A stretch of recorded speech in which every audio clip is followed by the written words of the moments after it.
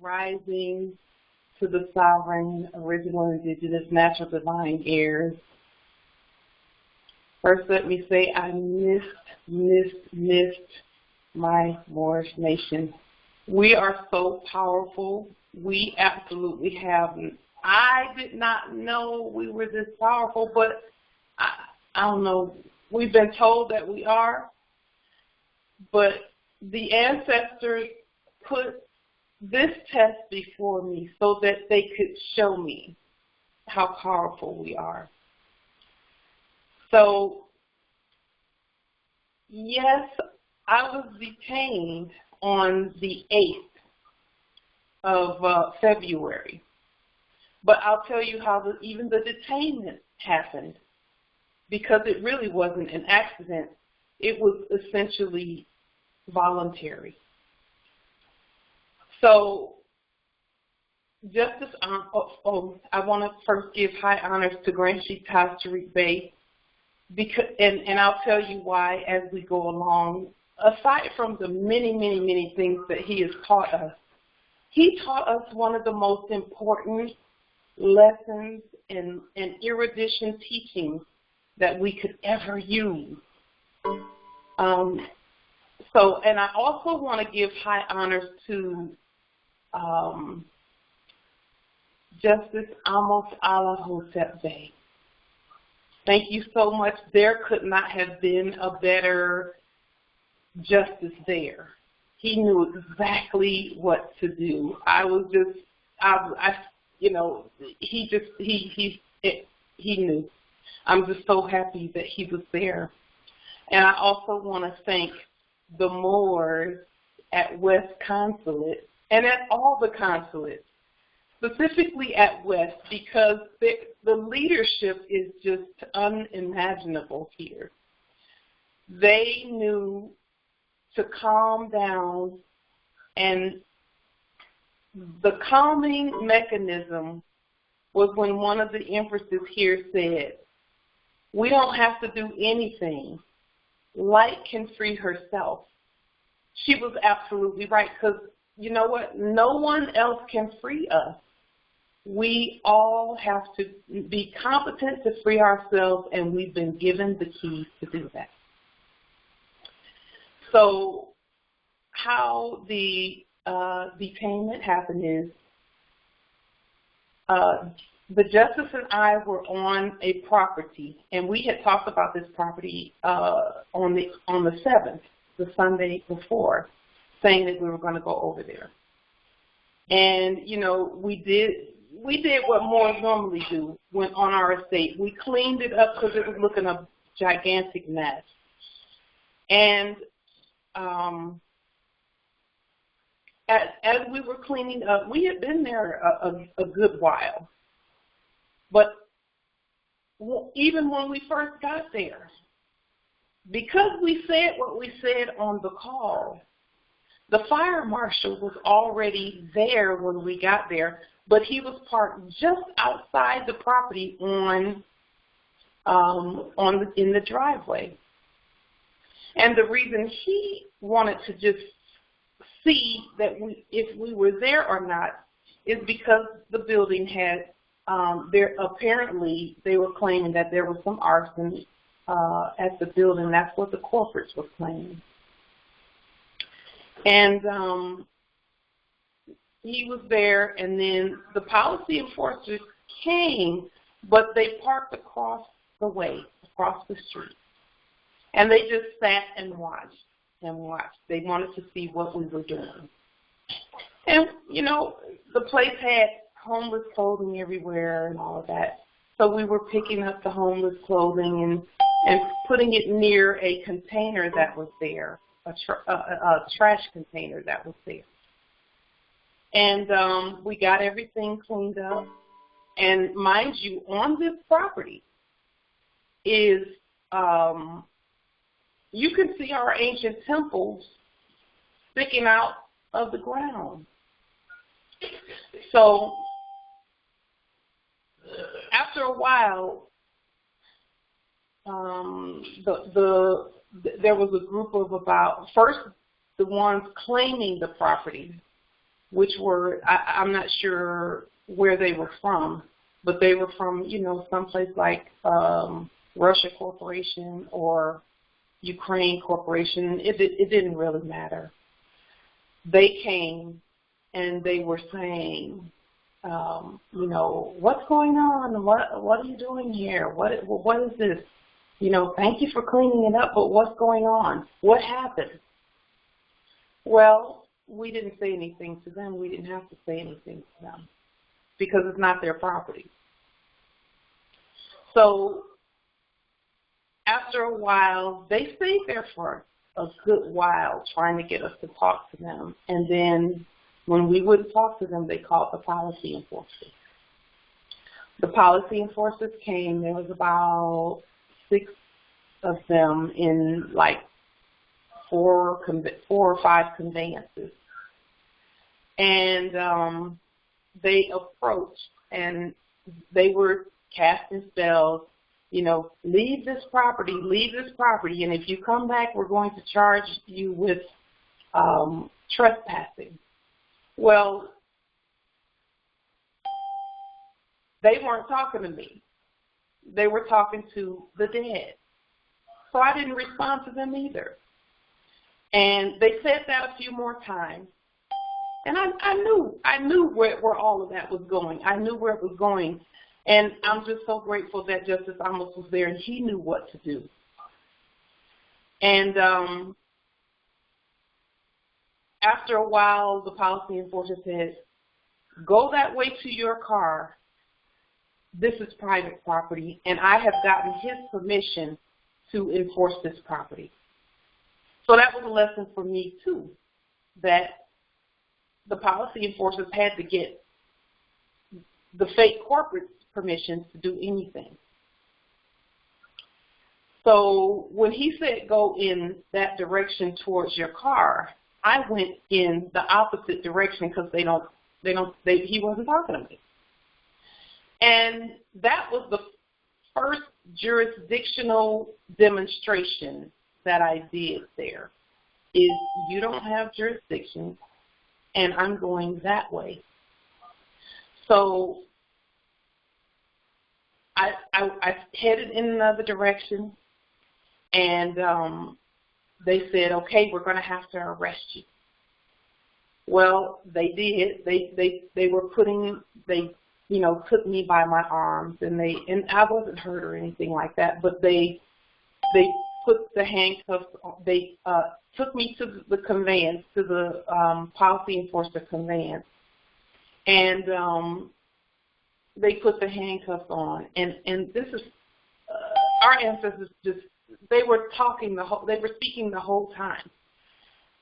One of the policy enforcers said, I know why you're doing what you're doing.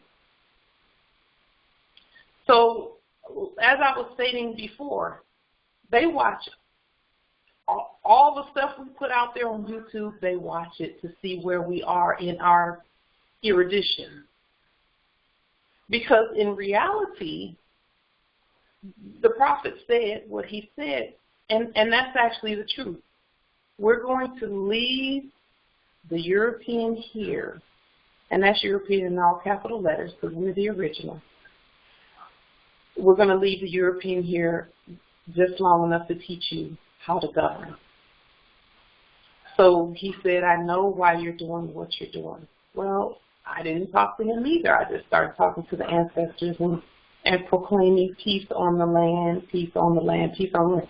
And as I was sitting in the back of the conveyance and just stating peace on the land, peace on the land, peace on the land, the policy enforcers that had that conveyance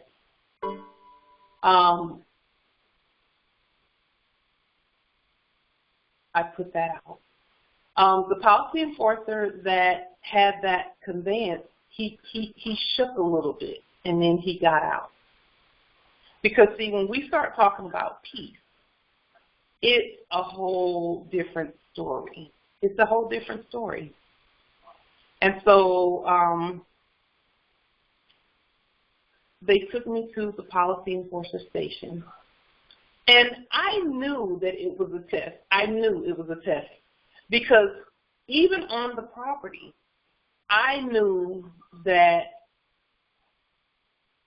now that I think back on it, had the ancestors told me then what they told me in the cell, they could have never touched me.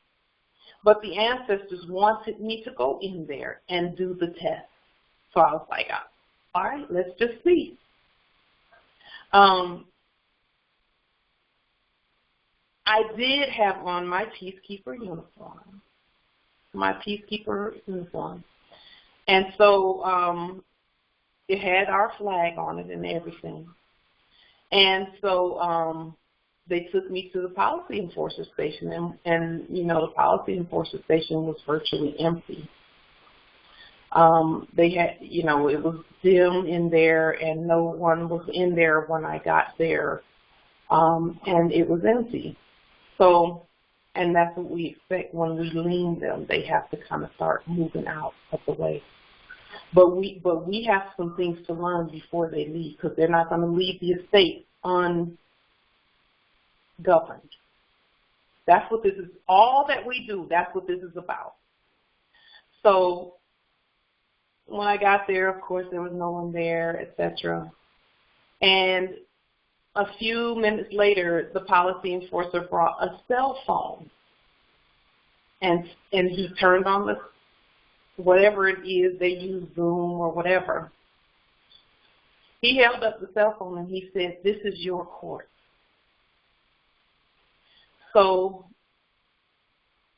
the answer, that triggered something in my mind that, okay, it's my court, let me hold court. So I did a court action, and then that was it. I did a court action, and during the court action, they were still kind of talking to each other, because there was one doing business as clerk and one doing business as judge. And they were talking to each other, and one of them said something really interesting at one point. She said, you know, if it didn't take her so long to come back and do something about it, because at that particular policy enforcer station, that's the same one that I was at in 2017 when they took me. And I talked about that previously for 25 days. They took me on December 10th of 2017 to January 4th of 2018. And so on the Greco-Roman calendar.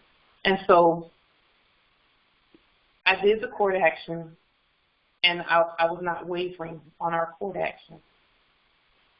And they shut everything down. And then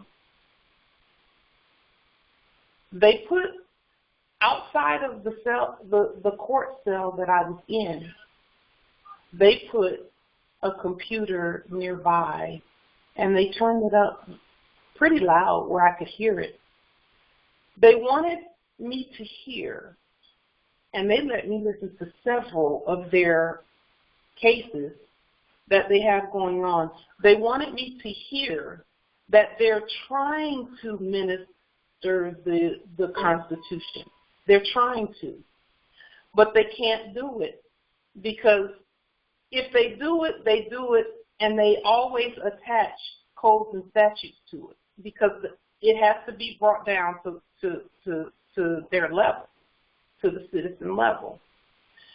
And so they let me hear several of them and how they were trying to put the Constitution in place and, you know, all of that. So I got to hear that, and there was some compassion in their voices for the people who they were ministering the Constitution to, or ministering their codes and statutes to.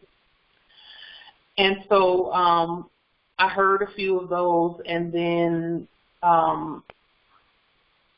they couldn't book me in there. So they took me to Kent. They couldn't book me in at Kent, and they actually wouldn't book me in, because they could have booked me in, but they didn't. And again, they could have booked the court then, okay? And they didn't even book the court then. And so Islam Justice Year, I see that. And so then they took me to SCORE jail it's another one in Kent. That's like, they call it multi-jurisdictional SCORE jail. They took me there and put me in a holding cell, courtroom cell. And the reason I say courtroom cell is because unbeknownst to us, every cell is a courtroom. It has a bench and a bar. Every one of them has a bench and a bar. We think that's a bed, but it's not a bed, it's a bench. And then they all have a bar of some kind. The holding cell has a bar like the one they have in the fake court. So the ancestor said, don't sleep on that, don't lay on that, because then they will say you're sleeping on the bench, because that's Masonic. All of that is Masonic. Everything that was happening was Masonic. So I just stayed on the floor, and I was, I was okay with being on the floor because I had, cover. And several came through saying, you really shouldn't be here. They were trying to appeal to ego. But I know my ancestors. I know them. And ego is the last thing we need. That's actually the first thing we need to get rid of. So that when we get tested, it's not a matter of trying to hurry up and get out and just so. It's not that. We have to test out of everything that we go through. And demonstrating is always going to do the trick. And it's not a trick, but demonstrating is always going to, the sooner we demonstrate, and the more we demonstrate, and the more we stand on it, the smaller the test gets. So again, I was saying about where I was initially, where they took me to first, that was dark and dim, and they had to, it was dim in there, and there was no one there. That place is the same place again from 2017, and they had issued 2 warrants for the court. And I responded in 2018 to those corpse warrants, and I wasn't really responding. I saw them and I said, okay, they talking to the dead, but I'm going to speak to them from a living, from who we are. I sent 2 sovereign affidavits, and when I sent those 2 sovereign affidavits, they didn't do anything else. So even with that, they could not keep me during this test. Even with that, they couldn't keep me past the testing time, because our ancestors have a time limit for our test. But I was telling the ancestors, I'm not going to be in a hurry to get out to go anywhere, because I know y'all got some things to show me. And another thing about our test is when we first go into our test, if we drop the ego and we drop the emotion and start looking around, we will start seeing some things, the lessons that the ancestors are trying to tell us. And the first thing they said was, this is a courtroom. All of this is courtroom. But it didn't dawn on me at that time. I had done the 1 court action on the fake court. And from then on, it didn't even dawn on me to do court actions until the ancestors gave me yet another major key. So then I went from the holding cell, and I didn't eat anything in there. I had 1 apple on the Tuesday morning, and after that I started my fast. And I was in there for 12 days total, but the fast started on Tuesday, so it ended up being a 10-day water-only fast. And the water-only fast was because we already know the food is poison. It's drugged up. It's to keep you docile, and they always address it to the dead. Well, I'm not eating dead people's food. I'm not dead. I'm alive.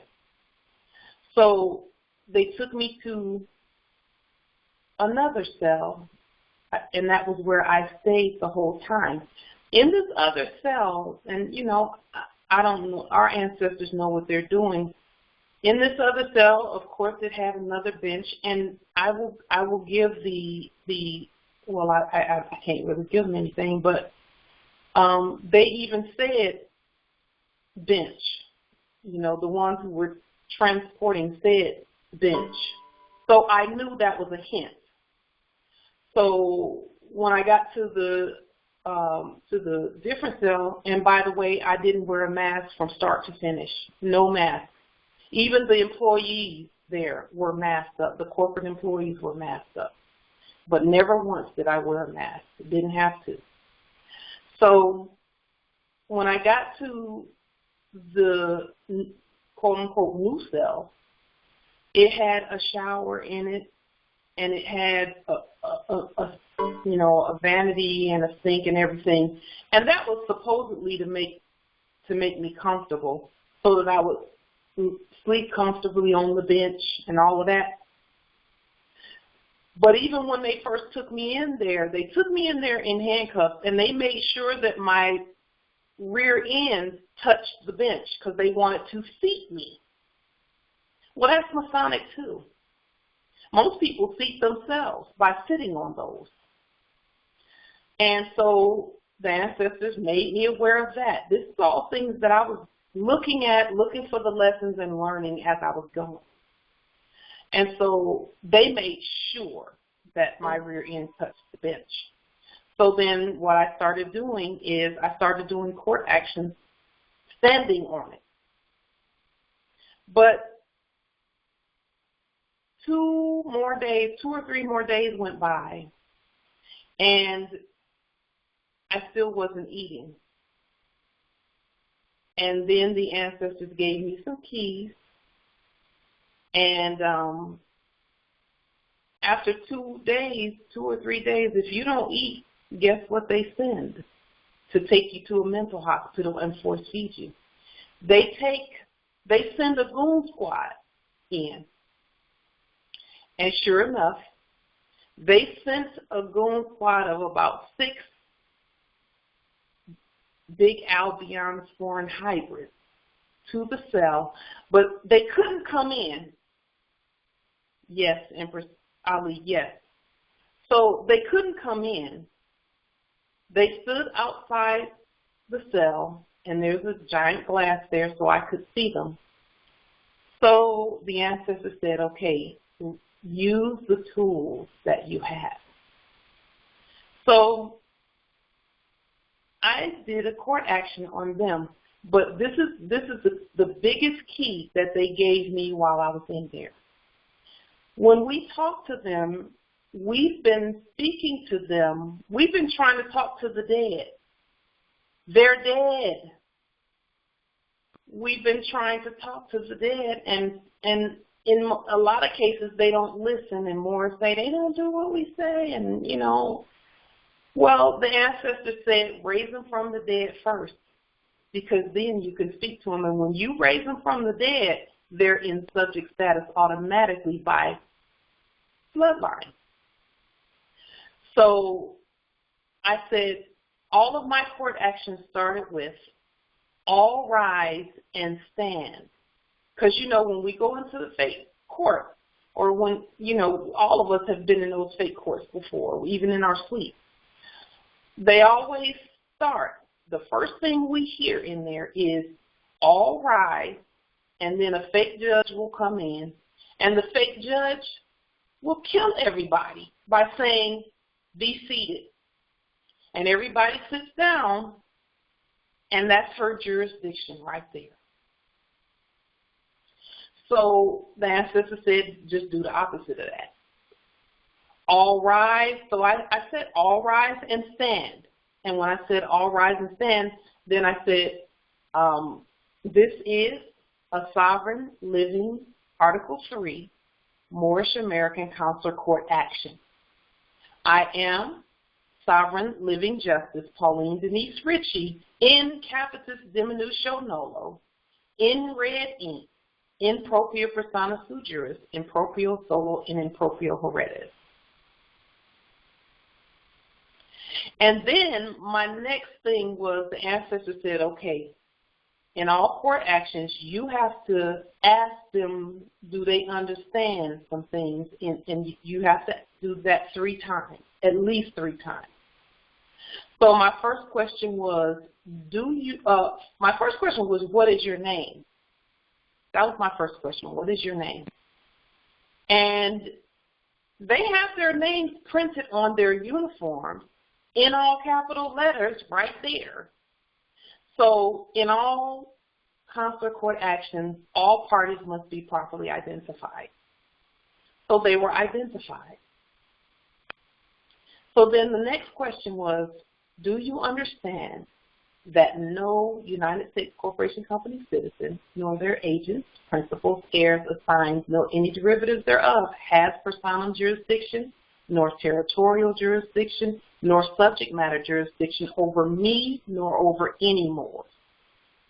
And I remembered all of this from doing so many court actions. And I haven't done thousands of court actions, just, a few. 10, few. So then the head, I guess he's doing business as the head goon guy,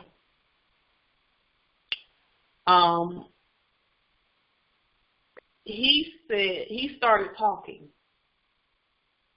So I told him to be quiet. It's court, be quiet. And then I asked him my second do you understand question to get more jurisdiction, because even whether they answer or not, we already have jurisdiction because their names are on their uniforms in all capital letters. And we've identified ourselves properly as the sovereign living Moors. And so then he was still talking and saying, Miss Ritchie this and Miss Ritchie that. I was like, what? So you still talking to the dead? Let me finish this court action. So my third question was, after what's your name and after the United States Corporation Company question, I said, do you understand that you are bound by the Constitution for the United States, 1789 and 1791? And he was still talking. I said, do you understand? Do you understand? He was still trying to talk, because see, if you listen to the spells they cast some spells that are inducements of fraud anyway. And so he didn't answer. He was just, Miss Ritchie, we got all of that. I didn't even really hear what he was saying, because I was making sure I do my court action properly. My next question was, do you understand that you are also bound by the Treaty for Peace and Friendship, 1786 and 1836? Do you understand? And then he was still talking. I said, be quiet.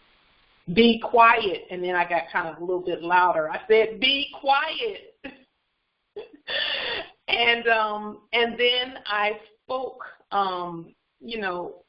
we normally, after my court actions, I do, well, let me just go to the next part. So then I said, I hereby sentence each one of you to 2 weeks in jail or a 2-week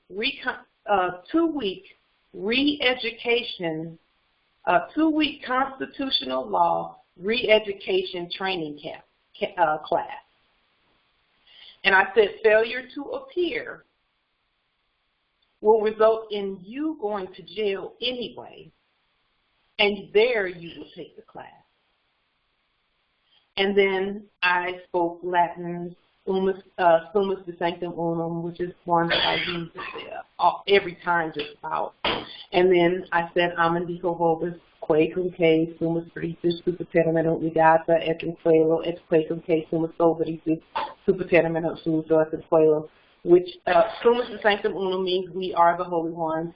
The amandico vobis spell means whatsoever we bind on earth is bound in heaven, and whatsoever we loose on earth is loose in heaven. They were just bound by the Constitution and the treaty. And then I spoke a little bit of French. I said, nous qui vivons do hereby proclaim, which means we who live do hereby proclaim. And then I spoke Turkish. And Turkish is Oldin Olderan, Günedin Mizit Imangadoltan, which means when we intend a thing, our command is be, and it is. And then I said this sovereign justice stands as law. And do you know that the goon squad could not open the door and come in? They actually walked away.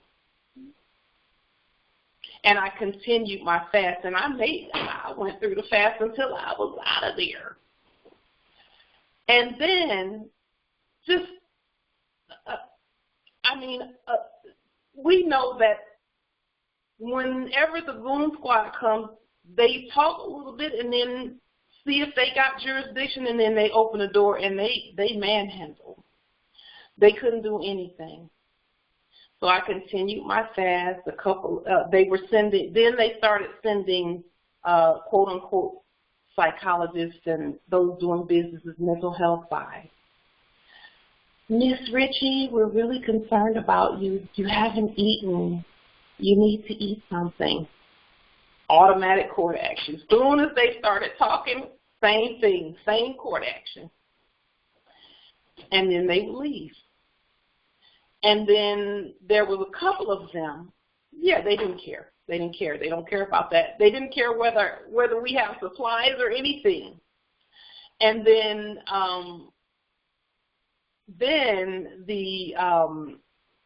a few more came by, and I did the same thing with all of them. I don't care how many times they came by. I did the same court action on all of them. What is your name? And some of them actually had the incompetence to say their name. It didn't matter because their names are on their stuff too, or either they're carrying badges. What is your name? And the minute they say a name, they've already submitted to our jurisdiction, consensually. So they were coming by. I was doing court actions on them, and then I guess things got a little heated from their higher up.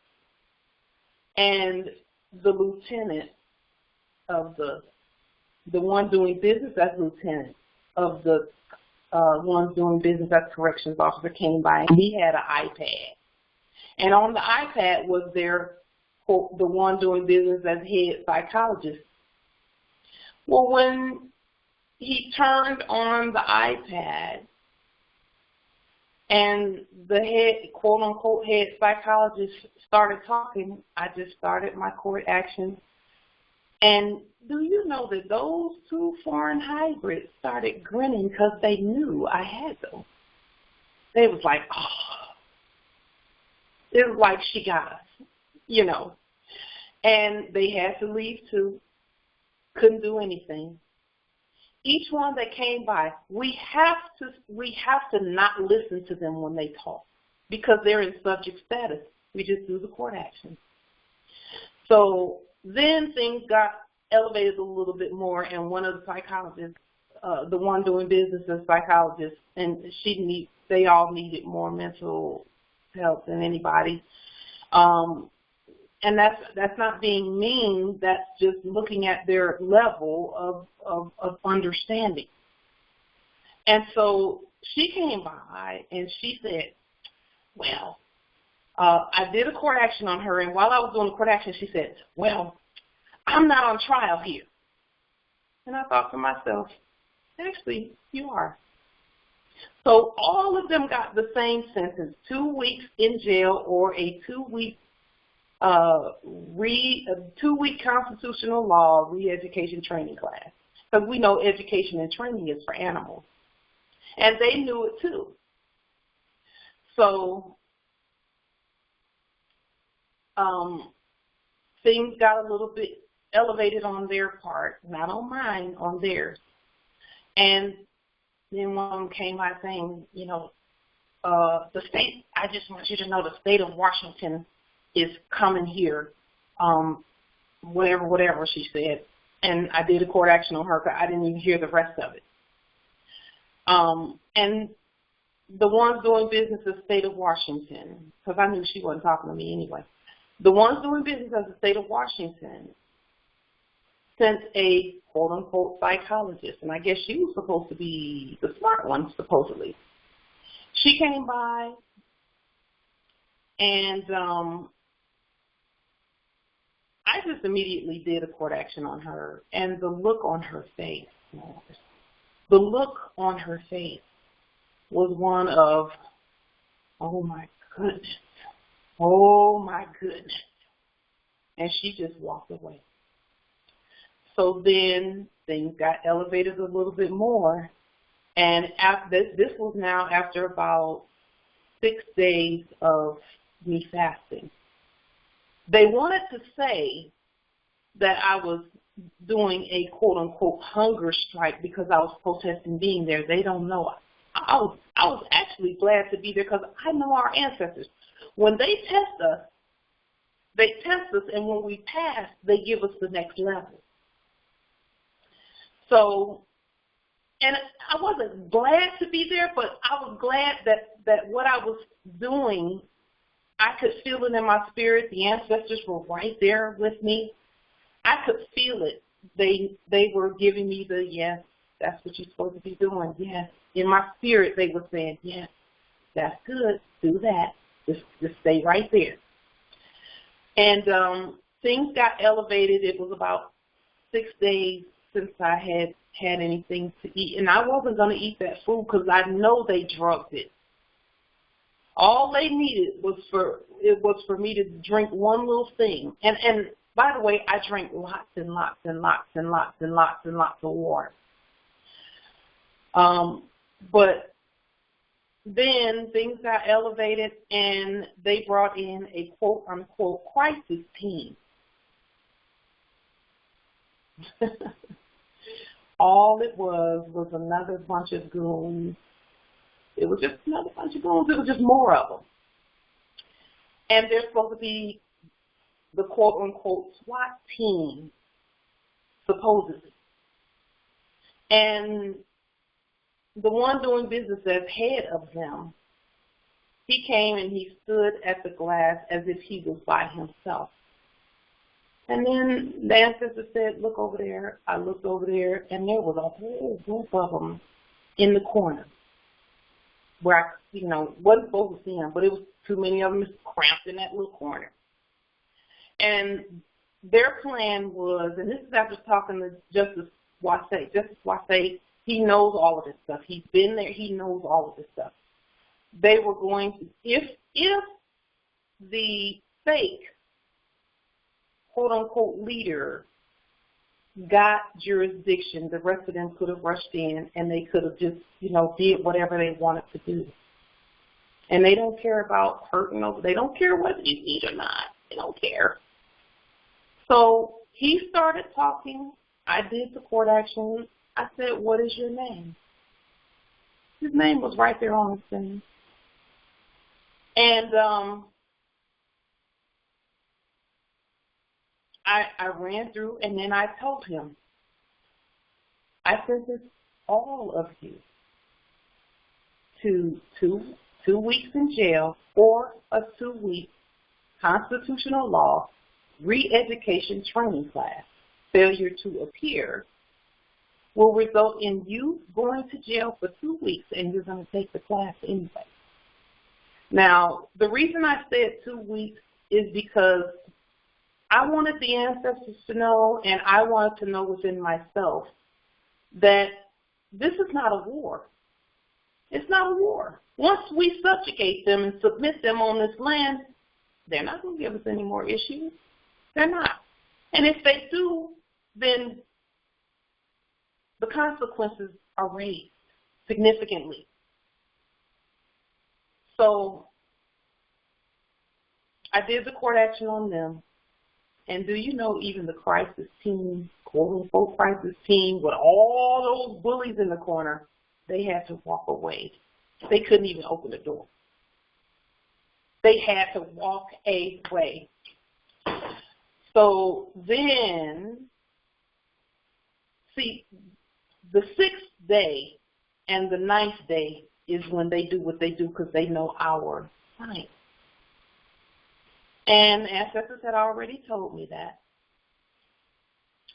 So I was thinking, okay, is the 6th day going to be really bad? Is the 9th day going to be really bad? And they said, like, you have everything you need in this cell right here to get you through this test. And you don't even have to worry about what's going on outside the cell. When they come, you know what to do. Do that. And then every day of my fast, and some days I really did not want to do it, but I had to drink a lot of water and then exercise. And I'll tell you this, as the toxins were leaving my body, I got stronger and stronger and stronger. Because, and I've seen my father do a 40-day fast, and the only thing I would have said to him at that time was, just exercise through it and you'll get stronger. And just drink lots of water, you'll get stronger. I was actually getting stronger each day, and they could see that. But here's the thing. Whenever I would take a break and sit down, and I was writing in there and reading and meditating and things like that, if I sat down for too long, they would send one of them fakes by, talking about a nutrition, quote unquote, doing business as nutritionist. And they would start talking, you need to eat. You need to eat. Well, court action, not eating, is poison. And it had in all capital letters, Pauline Ritchie Moore, who is a corpse. That's not me. I already sent her to Guantanamo Bay. And so then, after that point, they were sending, that was it for the goon squad people. So then after that point, they just had every now and then fake nutritionists, fake psychologists come by, and Miss Ritchie, and as soon as I heard Miss Ritchie, I was up doing a court action. Now, then, I guess they got a little, I don't know, worried or whatever. And they said, okay, on the 9th day, they pulled a little stunt where in the middle of the night, they had a fake judge come to the cell.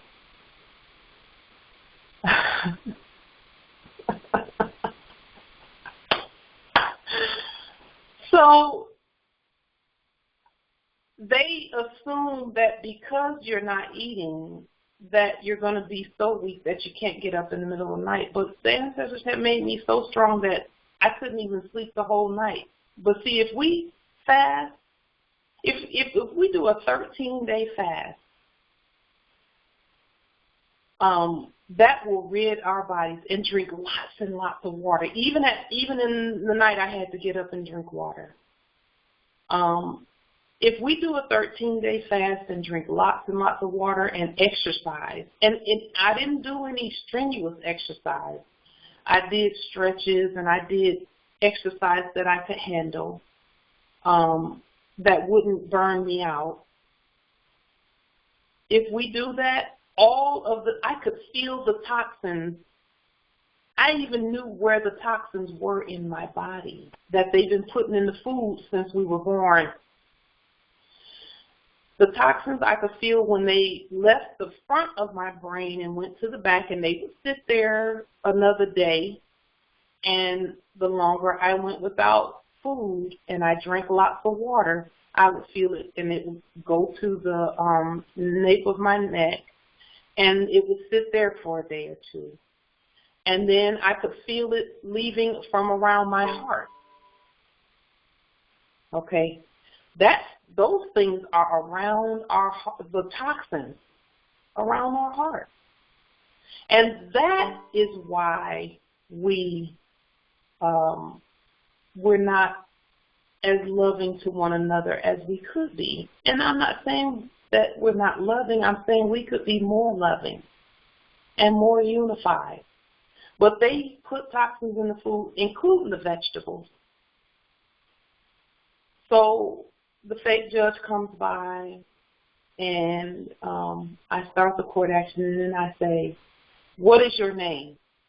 She put her shoulder forward to show her name on there. That's jurisdiction already.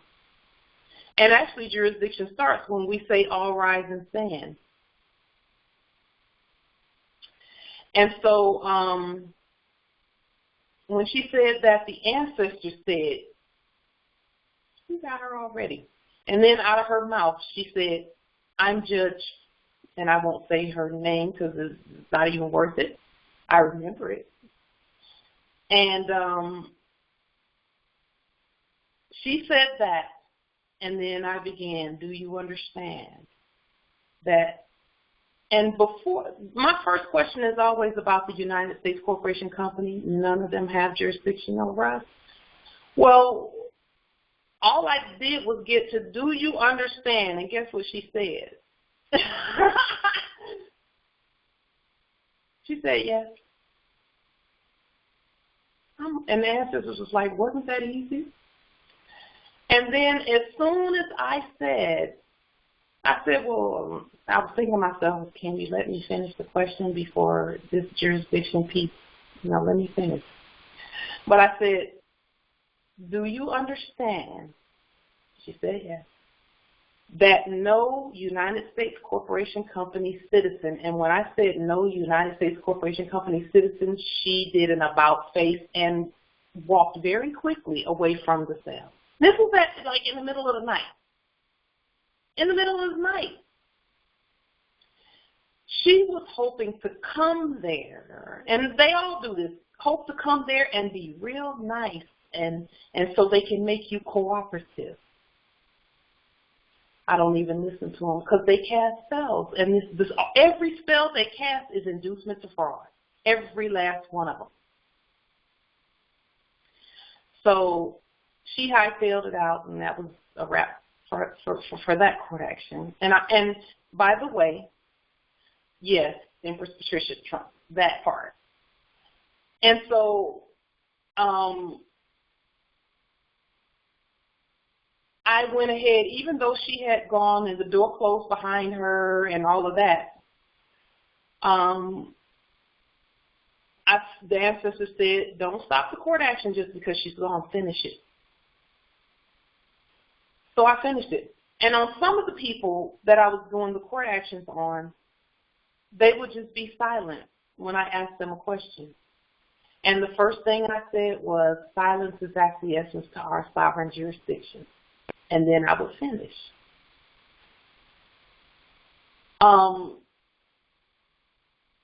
And then that was kind of like the last thing that happened, aside from fakes coming by, and every time I would sit down and kind of get comfortable between my workouts, because I did I worked up to 3 workouts a day.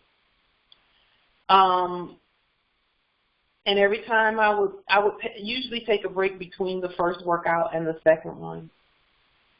And every time I would sit, if I sat more than an hour, one of the fake quote-unquote nutritionists doing business as nutritionists would come by and say, "Miss Ritchie, you haven't eaten. We really need you to eat." And then after that, and they would get a court action and they would go away. And then after that, the one doing business as the quote-unquote head of the ones doing business as corrections officer, he came by and he brought a plate of fruit, a banana, an apple, and something else. Well, whenever they brought the food, I could smell the chemicals because I had been fasting. Though they didn't even smell like fruit, they smelled like a cup of chemicals. And he said, here, I brought you some fruit. They're kosher. And I started the court action, and he hightailed it out, but he left it there. And I would just turn my back to that stuff because I could smell the chemicals. He said it was kosher, but that was a lie. He's probably never seen a kosher fruit in his life. So then after a while, the ancestor said, okay, don't worry about what's going on out there. Because the programming was telling me just a little bit that another boom squad might come. And so for just a half a second, I would look back and, because I was exercising towards the east. And when I slept at a 90-degree, a 45-degree angle from one corner towards the corner facing east. And the quote-unquote, the courtroom cell that I was in, it had, outside the door, there were two really big skylights, so I could see the sun shining for just a short time during the day. So I was able to sit there and take in some sunlight and, just give thanks. And towards the end, they were giving up essentially, but not really, because you cannot sleep on them. They're subjects and that you can't sleep on. So towards the end, I could hear conversations outside the door. And one of the conversations that I heard outside the door, one of the ones doing business as psychologists or psychiatrists, she was the one from, quote-unquote, Washington State Corporation, the state of Washington Corporation. She asked the one doing business as corrections officer, she said, have you heard anything about this treaty that she's talking about? He said, yeah, I know a little bit about history. And it's a fake-ass treaty that the Americans signed saying that we can use their Moroccan court. That hit me like a new awakening. I knew that, but because the treaty says the consul shall decide. But when the treaty says the consul shall decide, shall does not mean they have an option. Shall means shall. That means without option, they will use Moroccan courts and no other. Because again, we're the only ones who can minister the Constitution. So that was interesting. And then another conversation that took place outside the door, one of the fake ones doing business as psychologists, she came up to one of the ones doing business as corrections officer. This was a different guy. And she said, and this was standing right outside the courtroom cell. She said, she's a Moor. And the one doing business as correction officer said, and she was very hesitant, but she said it. She said, you mean like the ones in Europe? And the fake psychologist said, yeah. I was like, hear the man ancestors? The awakening and the truth started happening around me.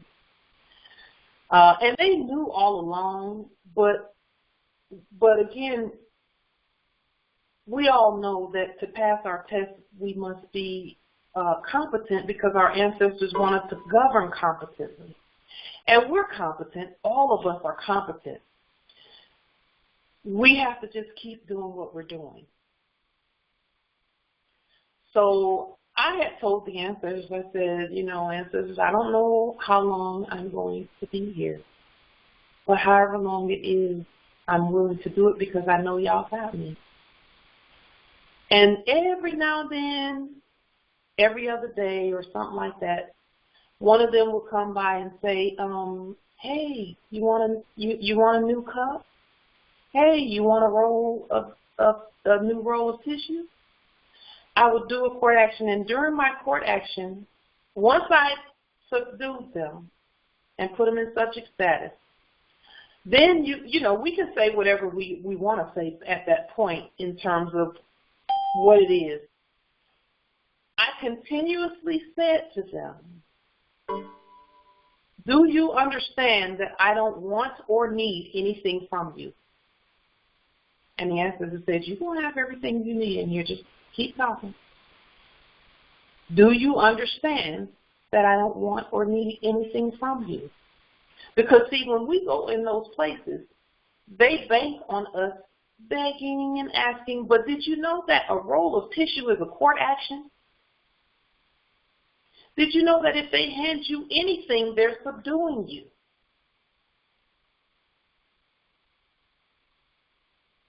It's a court action.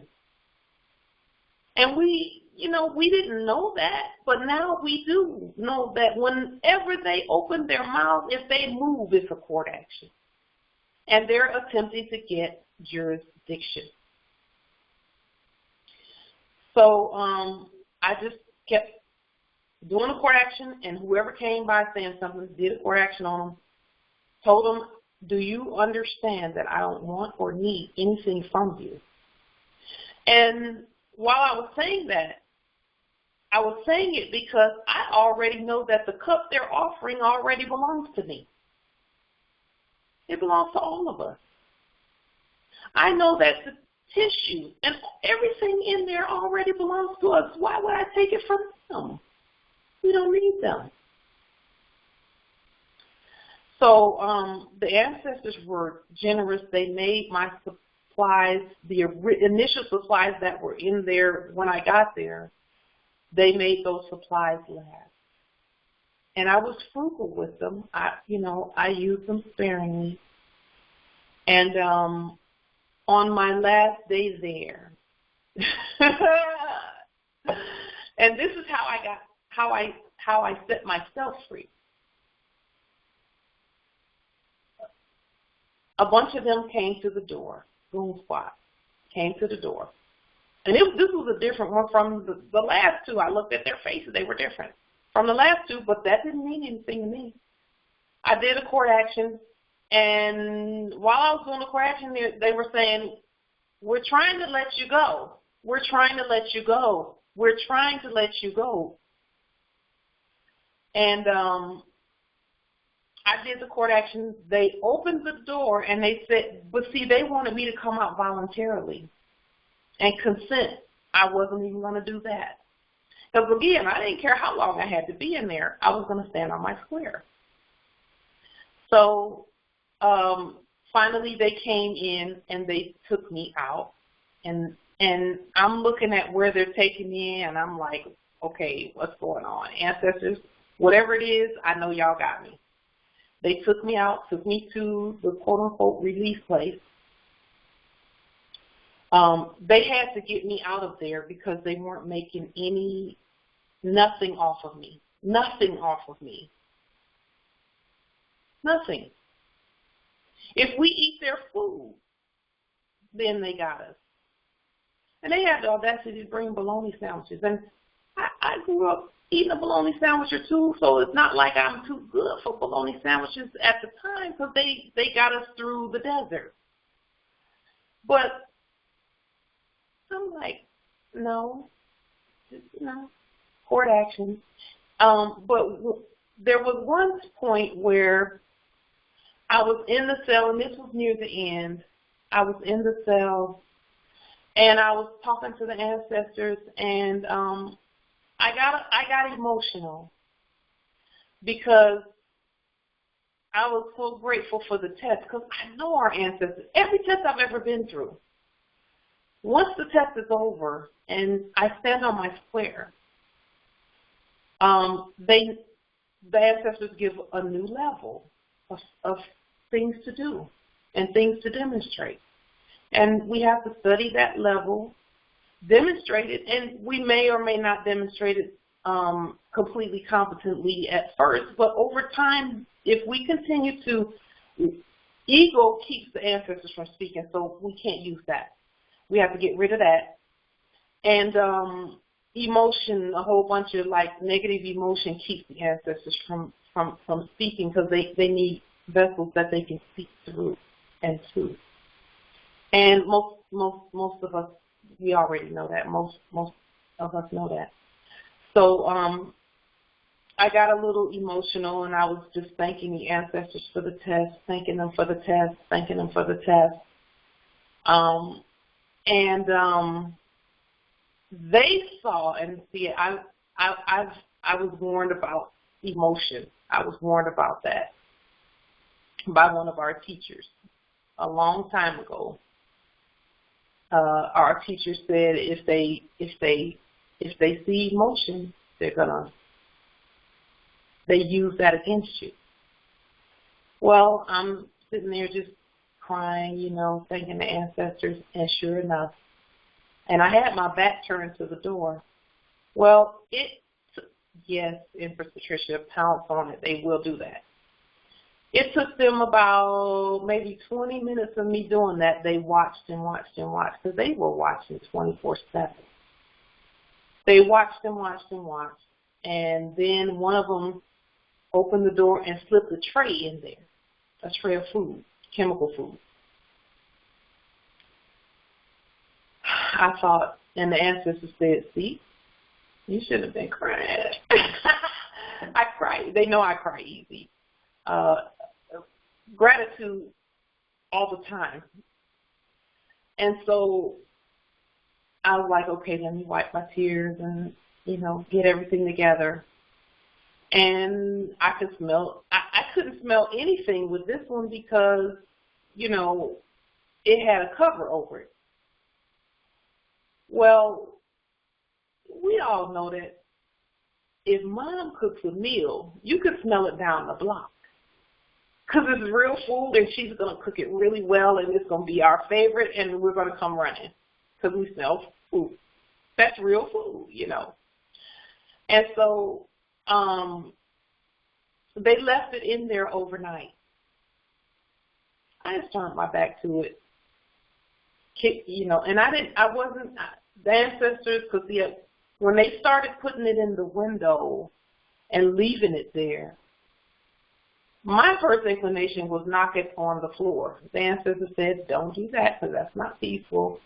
Just leave it there. Just leave it there and don't touch it. Turn your back and do your exercise and do your meditation and, do that. So I did. They would leave it there. I'm okay with you leaving that stinky stuff there. I'm not going to touch it still, because it was clearly marked for dead people.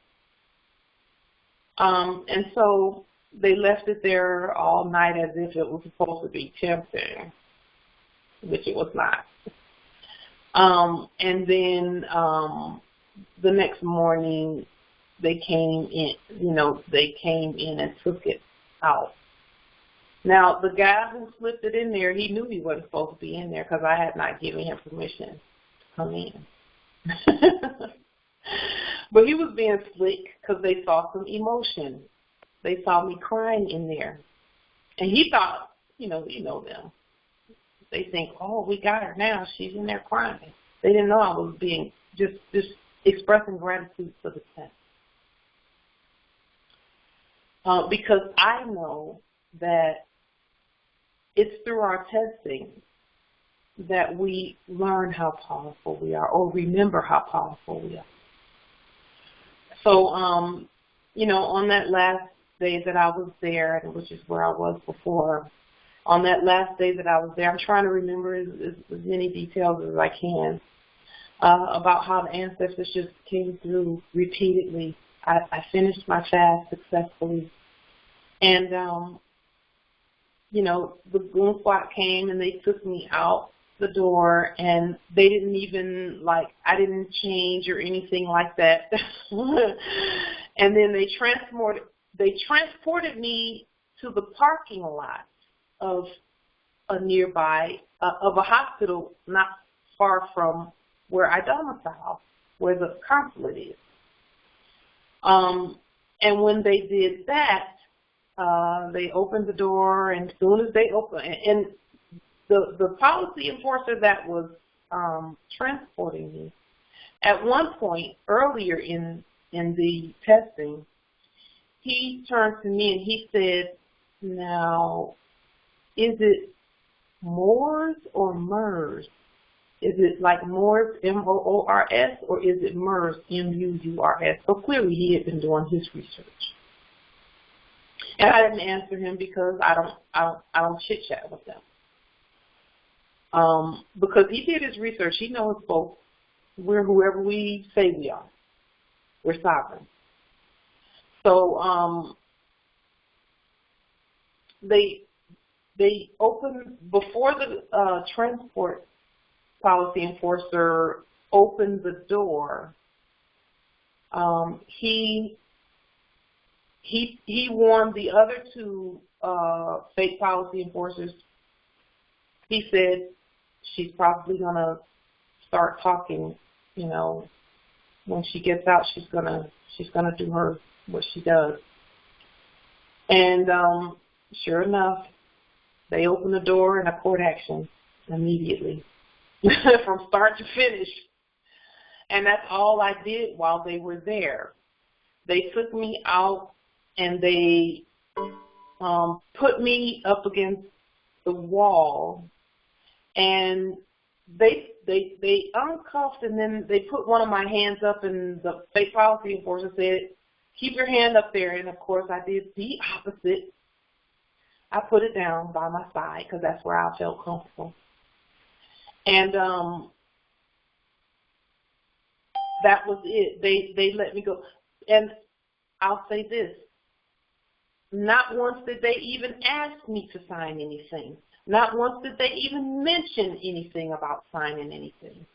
Because they already know. I'm telling y'all, they listen to all the stuff we do. They listen to all of it. So they let me go, and I went to a place nearby and changed back into my peacekeeper uniform.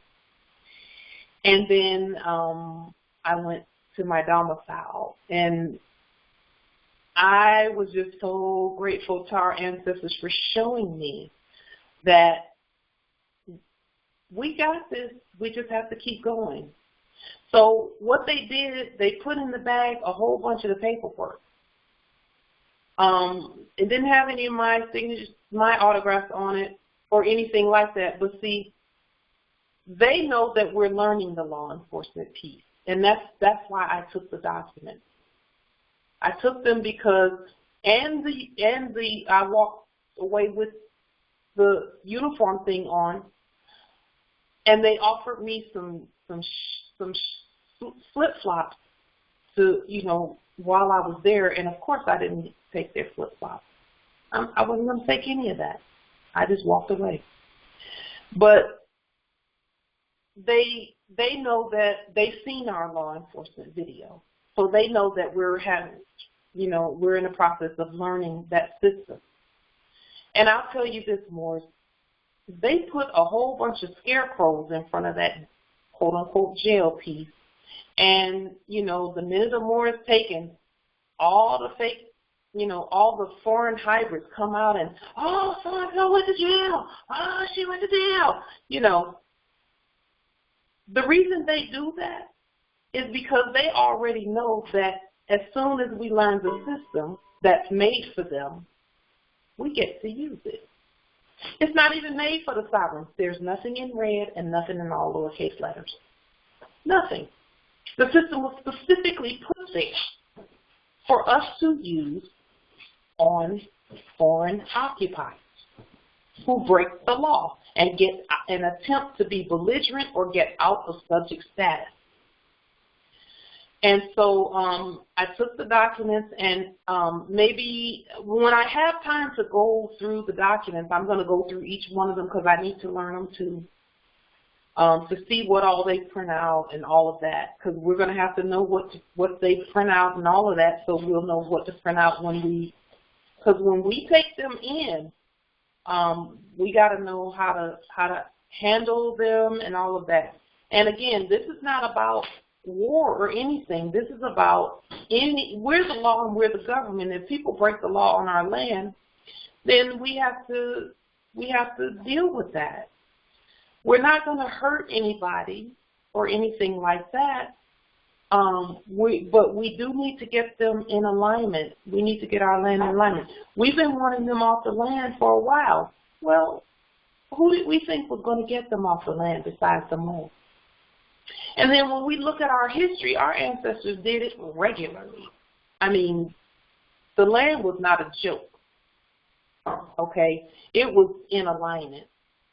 And this is one thing I found out, too, is that there are parts of this earth right now that they have not shown us where the Moors are ruling and reigning as they should.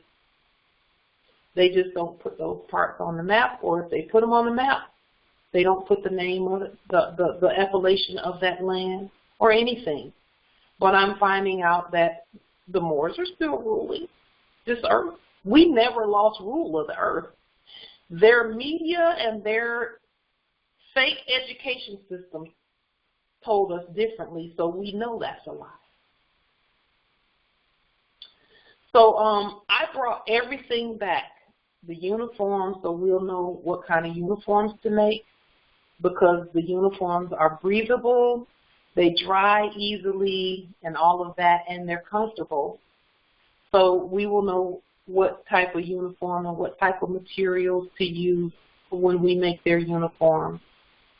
And I brought all the paperwork back, and I'm going to actually post under, not this video, but maybe in a week or so, after I have time to go through the documents, I'm going to post all of the documents that they gave the court. I'm going to post all of them, scan them in, and post them under one of the videos so that our law enforcement can see what documents need to be printed out and all of that, and how the order that it's supposed to go in and all of that, so that we know what to do next. The ancestors gave us a very important key this time, because that's why there's so much shame and guilt and, you know, stuff attached to being taken. But when we know who we are, and I'm so grateful for the Moors at West, because they know that, you know, when Moors, and many Moors have proven this, when Moors are competent, we can save ourselves. We can save ourselves. And in fact, at no time at all can any other sovereign save another sovereign, or else that sovereign owes them a debt. And then that puts us back in servant status.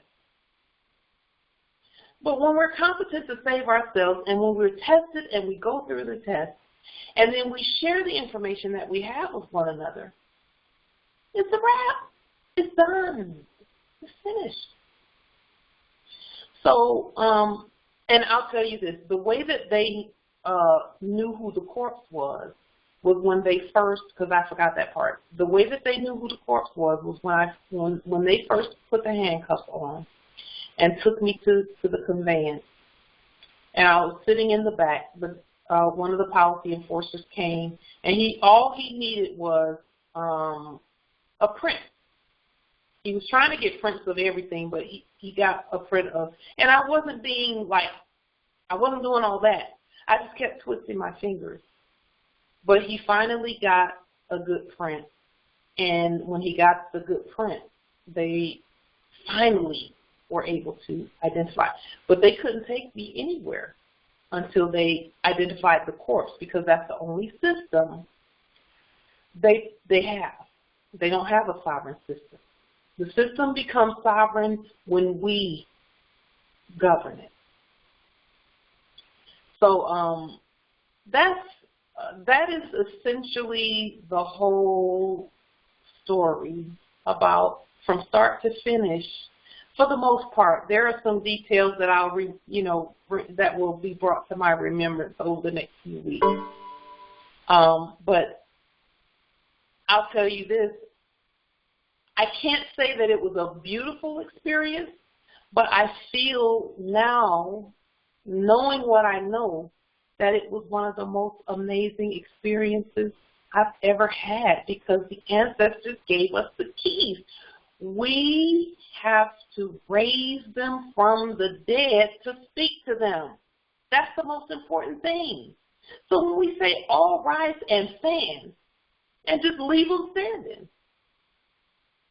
Just leave them standing. I never sat them back down or put them back in the grave. I never did any of that throughout the whole court action. Yes, once we bring them to life, they're in subject status. And that's why the goon squad that came couldn't do anything. So they would call in another one. And I would do the same thing, and they had to leave.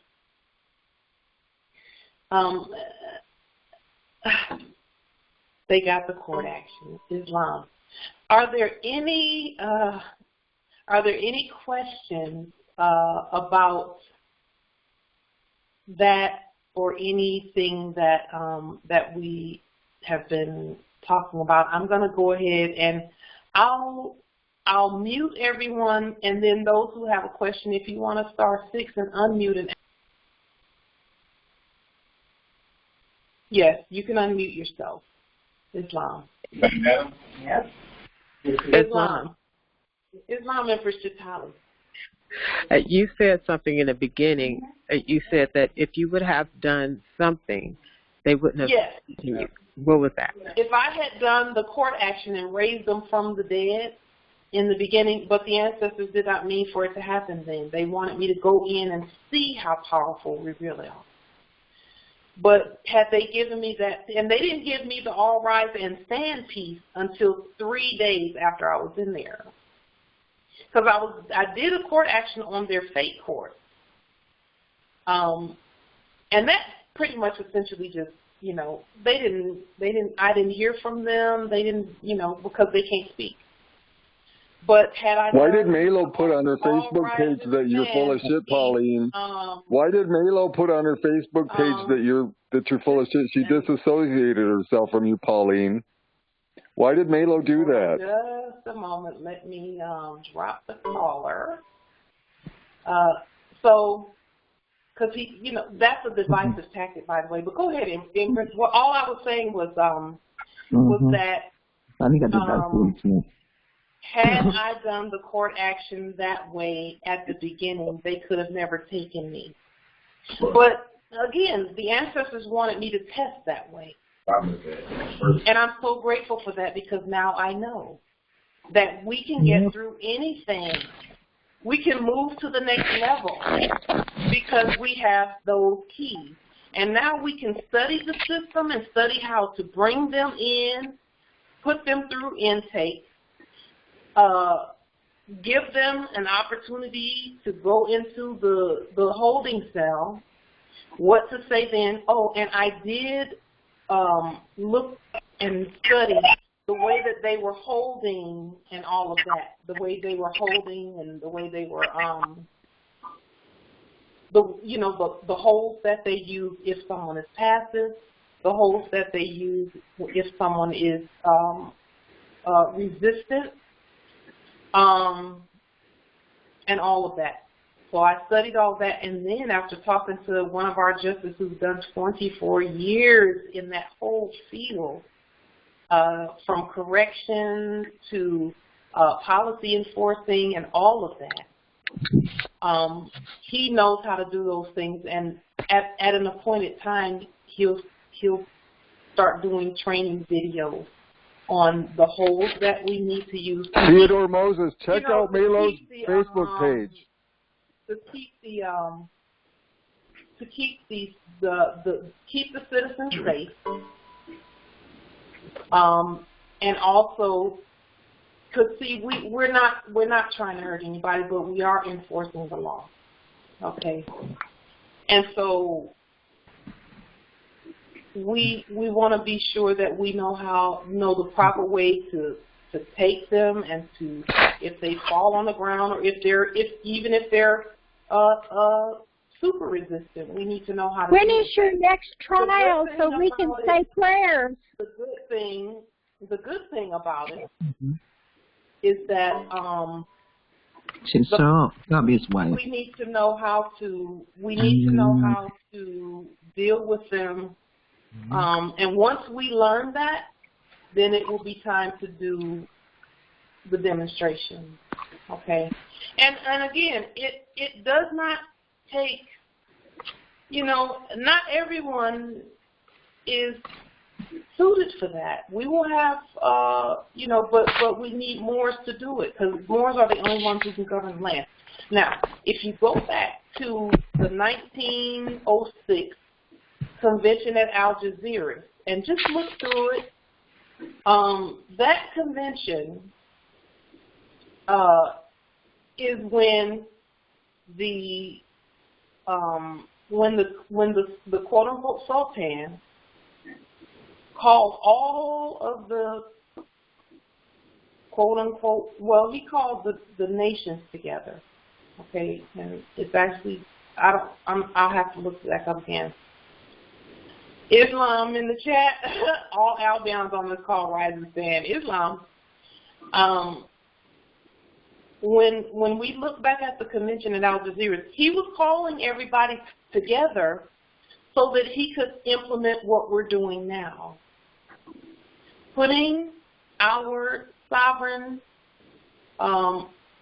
Moroccan police force, which is the law, together on the land. And in the convention at Algeciras, he stated in there that only Mohammedan Moors could be the head of the police force.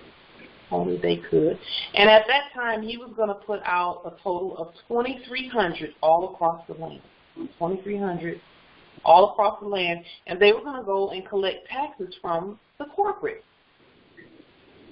Well, there was a usurpation that happened, because remember, that's 1906, right before Federal Reserve Act and right before the whole usurpation piece. And it did not happen for this land here. Okay. So did that answer the question? I know I went into a whole lot of stuff, but the court action where I had them all rise and stand, that I read earlier, and I'll go ahead right now and just read the court action from start to finish.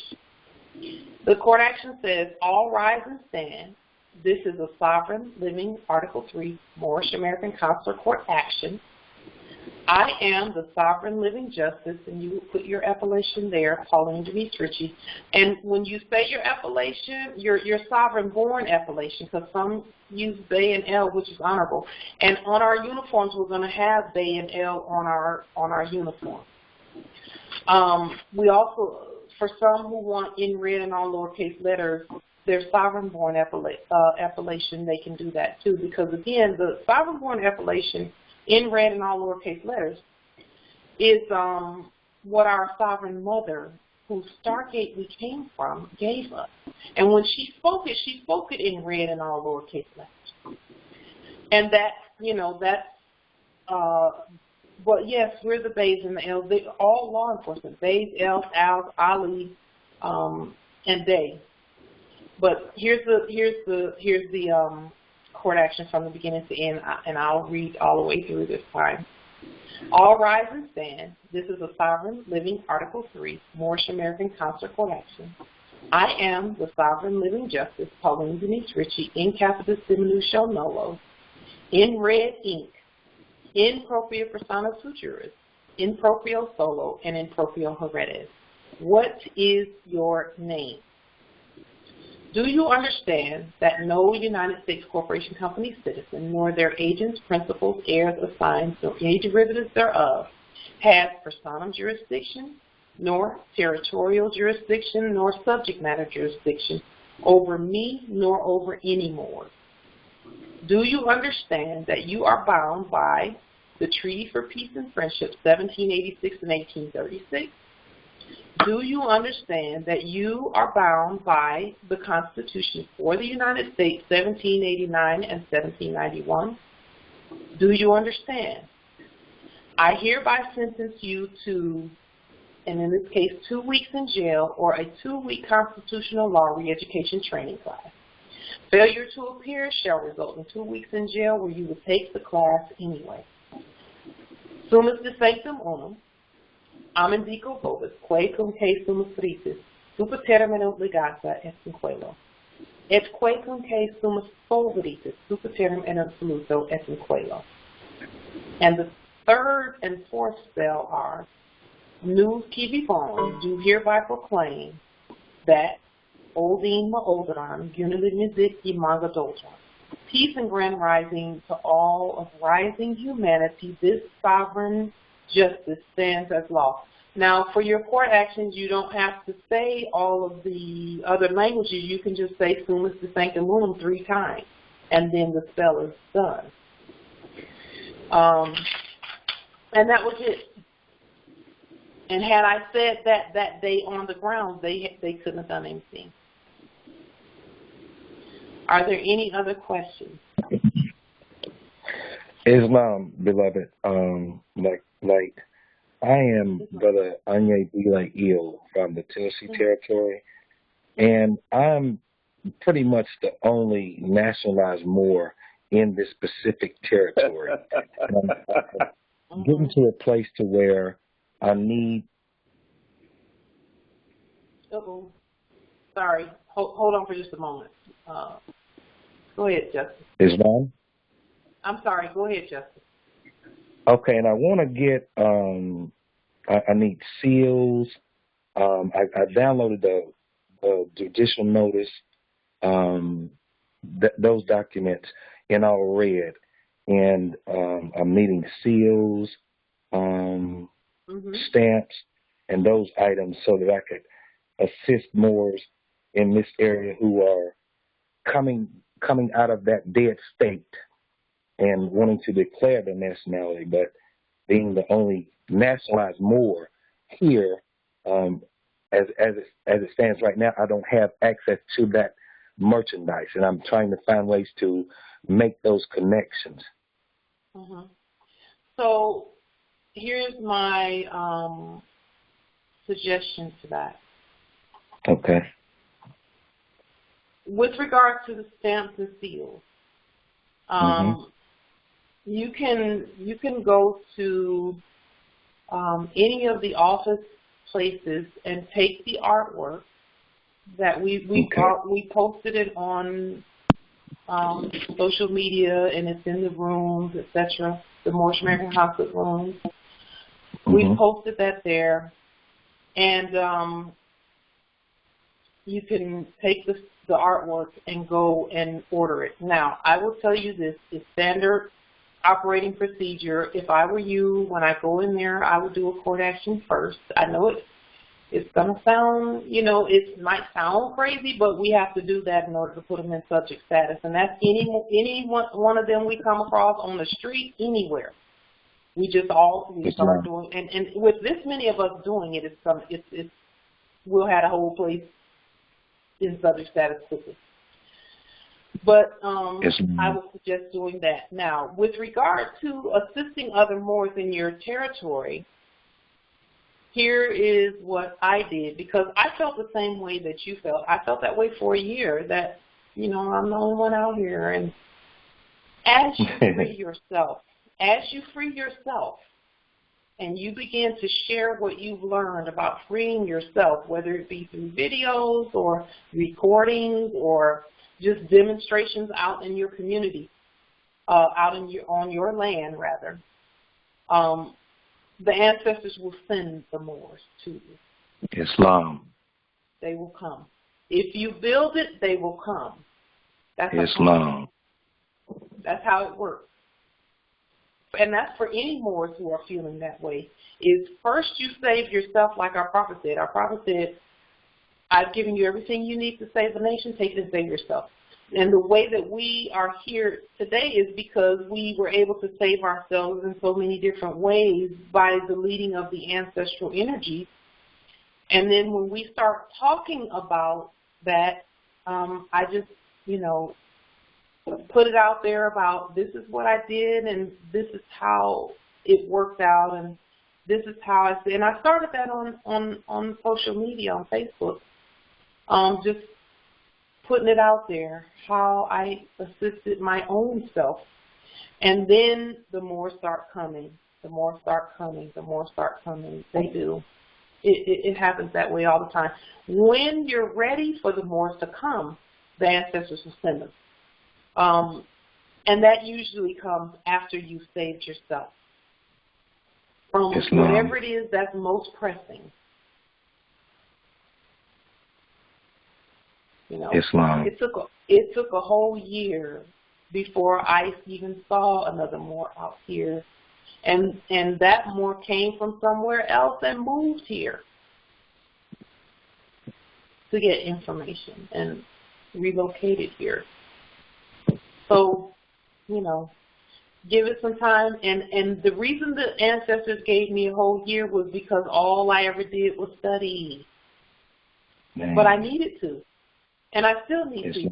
I'm always going to need to study. We all need to study all the time because we're constantly rising. That's what grand rising is. And then we don't throw out the baby with the bathwater when people bring things. Because at first, when I found out that everything needs to be in red and all lowercase letters, anything that I saw that was in black ink in there, I would throw it out. Nope. And then the ancestors started saying, okay, now you're competent to look at that stuff and see what you can pull from it. Pull what you need and throw out the rest. Don't throw out the baby, throw out the bathwater. So they will come. They will come. I can assure you.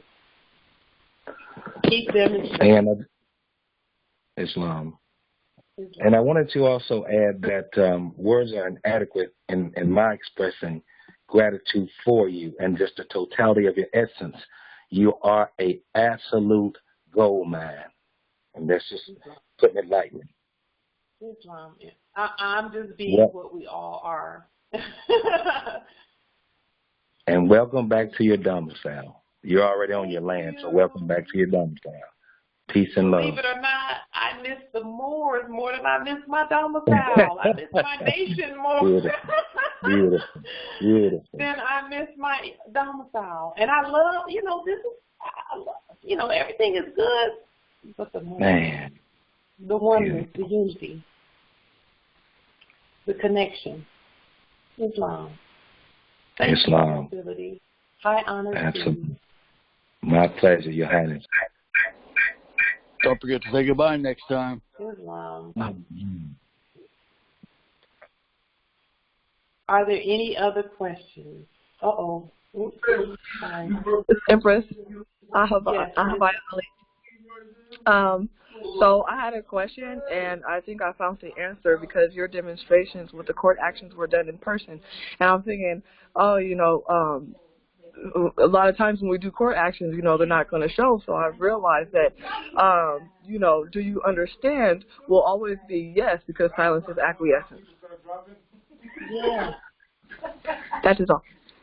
Yes, Islam. You know what? This is the thing that we've always been taught by our great teachers, is that we can hold court anywhere. And if you look the word court up in Black's Law Dictionary, it actually says a place without a roof, without a roof over it, which means anywhere. And doing the court action and the corpses, because, the lawless don't like to show up. They're going to need our courts in a minute because they're in subject status. So we have to now focus in on the Constitution and the treaty and do in-depth of all of that. And it won't take long. Our ancestors know what we all need and how we all learn, and they've given us that extra, you know, in our bloodline, we have it naturally. So we are preparing for them to become, because see that service corporation ain't playing with none of them. I will tell you this: 90, not 90, not 95, but 99.9% of the people that were in there when I was in there, again, just like in 2017, it was about 95%. This time, 99.9% of the people in there were foreign hybrids. Foreign hybrids, and mostly male. And I'm sure they're pretty much tired of that system too. Now, they're going to save themselves by coming. Don't worry, you'll be back. Instead of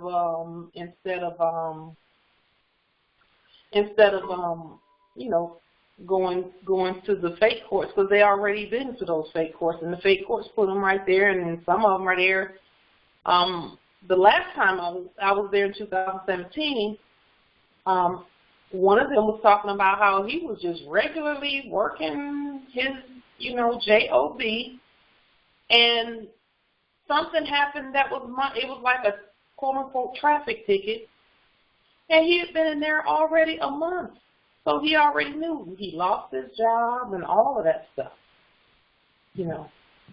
By the way, while I was in there, I didn't make any phone calls or anything like that, because that's, to me, I was just thinking, you're not getting jurisdiction. I don't care what, you're not getting it. I don't care what I have to do, you're not getting it. And fortunately, my consort is so, he knows.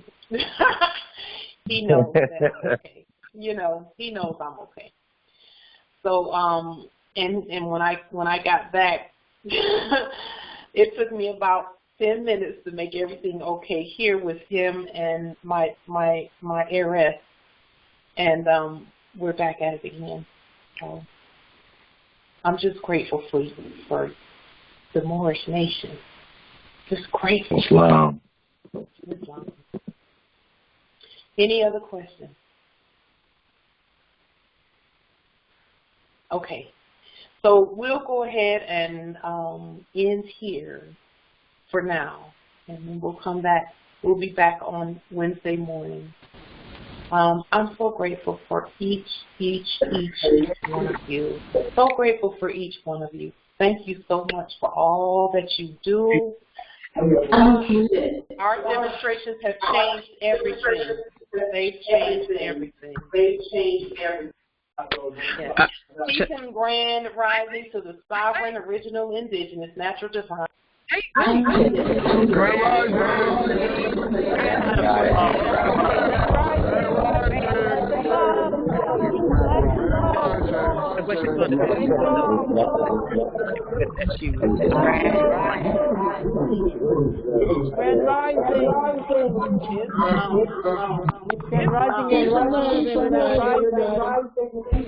Peace and love.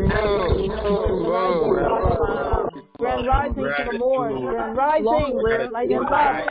Peace and love. Grand rising. Peace and love. Yeah. Grand We rising. got this, Lord. We got it. We got this. Islam. It's a wrap. It's a wrap. Yeah, it is. Yes, it is. It's a wrap, Empress. We got this. It's a wrap. Islam. Keep doing what you're doing. That's what I've always heard from our teachers, so all we have to do is keep doing what we're doing. Islam. Peace and grand rising. Standing on them squares. That's what I'm talking about. Yes. Yes, that's the only way out of that stuff. Grand rising. Grand rising. Peace and love. Light and love. Much love, Empress. Long live the Moorish Empire. I say. Islam.